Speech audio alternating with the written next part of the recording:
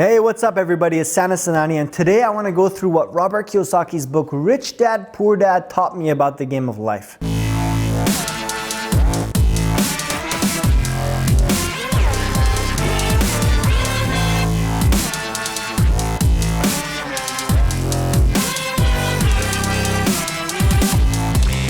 Real quick, for those who don't know who Robert Kiyosaki is, he's an American businessman, author, and real estate mogul who has a net worth of over $100 million. I've read almost all of his books, but unfortunately my favorite one is not here with me today because it was so good, I'd always give it away. All right, Rich Dad, Poor Dad.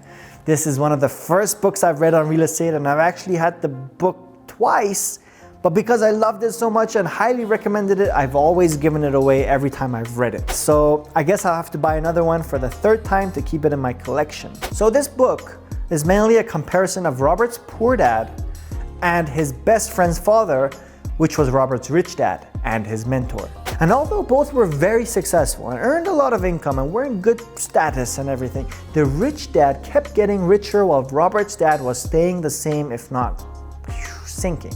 And what he explains is that the majority of the parents in the world are teaching their kids the wrong things about money and the wrong mentality in general. And he explains how and what his rich dad and other rich parents teach their kids. For instance, a few classic examples would be that his poor dad would say things like, study hard so you can find a good company to work for, while his rich dad would say, study hard so you can find a good company to buy. His poor dad would not allow the subject of money to be discussed over dinner tables, while his rich dad would encourage the children, to talk about money and business at every dinner table. And his poor dad said, the reason I'm not rich is because I have kids, while his rich dad would say, the reason I must be rich is because I have kids. And the poor dad would say things like, our home is our largest asset, while his rich dad would say, a house is a liability, and if you think your house is your largest investment, you are in trouble. And while his poor dad believed a company or government will take care of your needs, his rich dad would believe in total financial self-reliance. Right? Robert's rich dad would create investments while his poor dad would struggle to save a few dollars. And finally, Robert's poor dad would help him create a good resume so that he can get a job, while Robert's rich dad would help him create a business and financial plan so that he could create jobs. Okay, so that's just my small comparison takeaway. There's so much more, and I'd advise you to enter and dive into this book and read it even a couple times. But besides this takeaway and this comparison, he also taught us about the 4 quadrants. Cash flow quadrants. He said, avoid spending time in E and S forever, aim to land on B or I. E is for employee, people who work for others. As an employee, you will earn a monthly income no matter the company you work for gained profit or not. But what if for any reasons you could not work anymore? As an employee, there's a boss who takes control of you, and otherwise, how much is the maximum income you could earn? It's fixed, right? And you're actively working for it. We call it active income. Then there's S, which stands for self-employee, where you're the boss and the employee as well. This could be doctors, lawyers, actors. Now, as a self-employed, you don't have a boss. No one gives you orders. Your income depends on your working time. The longer you work, the more you earn. But what if for some reason they couldn't work anymore either? Will you still get the income?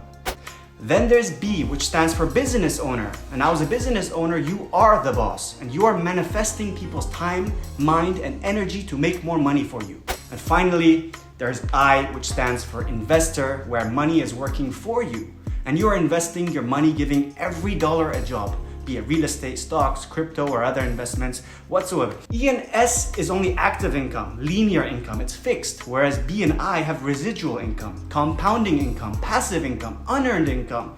And that's where we lay our eggs, ladies and gentlemen. So remember, Robert says the only difference between a rich person and a poor person is how they use their time and money. We've gone over how we should use our time. Let's go over how the rich use their money. Robert Kiyosaki says, listen, you've got to define your cash flow pattern, your inflow and outflow, the way you manage your money. Where is your personal cash flow pattern leading you? A very common question people ask is, where does all my money go? They might mean it as a joke. It's said with a sense of sadness.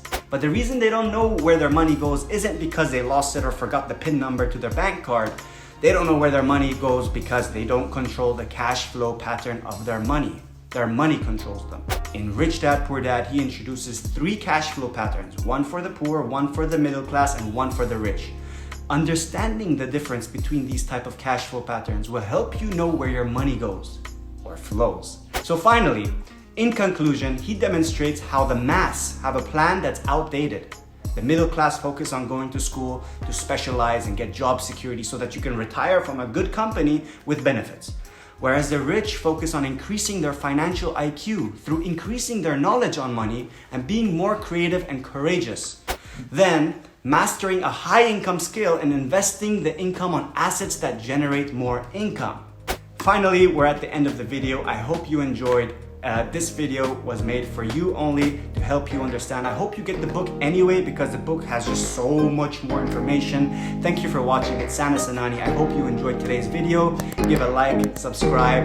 See you next time.